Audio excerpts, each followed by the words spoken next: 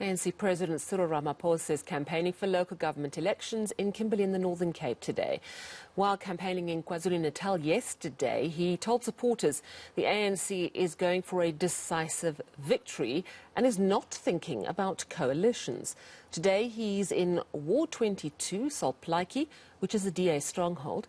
eNCA's Pule Letshwiti-Jones, following the story, joins us now from Kimberly. Hi, Pule. So what was the President's message to the people of Kimberly today?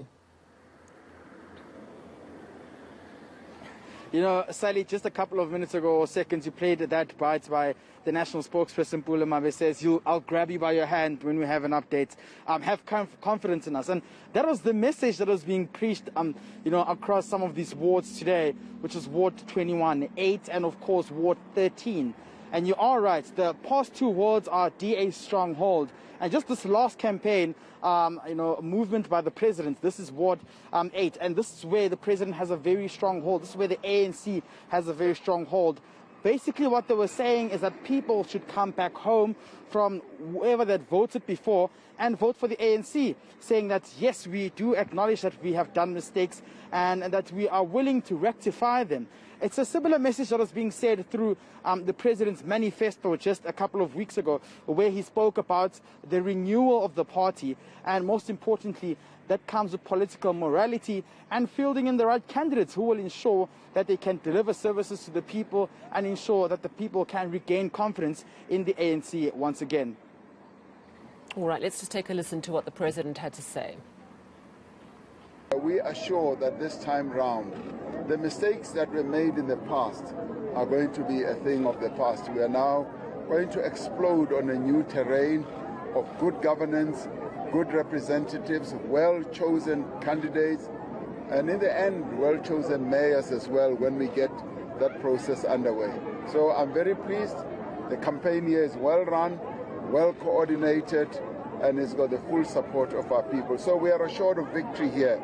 Overwhelming, crushing victory.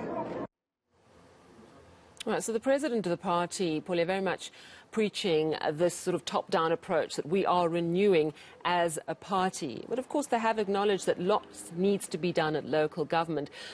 In terms of what's resonating in Kimberley, we've heard just a few moments ago about that MEC who has been arrested on murder charges in Mpumalanga. Has that resonated through in the Northern Cape?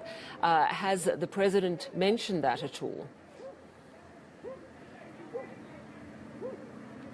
Yes, the president has said that this is something the party is willing to look into, but basically sticking to his word, saying that if there is a sense of accountability that has to be had there, then that should be served, and saying if a senior ANC official is found to be guilty, then he should step aside from the organization. The matter should then be referred to the Integrity Committee.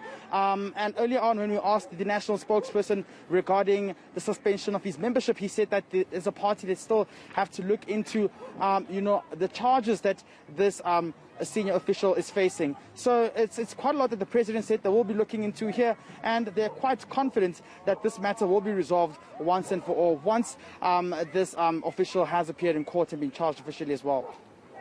Pule, what is the local government political makeup in Kimberley, and is it a town, a city that could move into a coalition situation, or is it firmly, ultimately, in the hands of one party?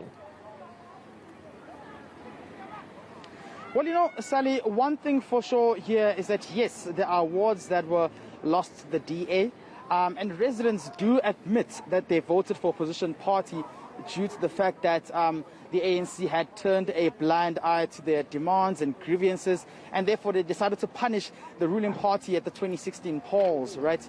But what we know is that this is the very same province under the leadership of ANC chairperson and Premier Zamaniso and the other guys such as the regional chairperson here, Mr. Msimanga Mtika, who then unified and had their first provincial executive conference across the country, and the president admitted that there was unity in this province, and that goes to show how the premier and ANC chairperson, Mr. Sal, has a very strong grip here in terms of numbers. So this means that the ANC is favourite to actually win this province again and looking at the numbers. And of course, now we are seeing how residents are vowing to actually break away from the DA this time awards in the wards and move to other parties such as the Patriotic Alliance. But Sally, what's also interesting here, we're witnessing a different political dynamic where we are seeing that independent candidates are now coming in their numbers, and they're breaking away from the ANC as well. And residents here as well have vowed to actually vote for these independent candidates. I mean, when you speak to some of the community members here, they make reference to the fact that these are the very same independent candidates who've taken into their arms to fix the potholes, to fix pipes out of their own money, to actually ensure that residents can have that little electricity that can allow them to not stop their daily activities. So there's quite a bit of hope in that direction there. And political analysts have also agreed that that could be a warning sign for parties if they don't take it seriously, that these independent candidates can actually, suck some of those numbers from these political organizations. Very interesting indeed. Thank you very much. Coming to us live from Kimberly, eNCA's Pule Letshwiti-Jones.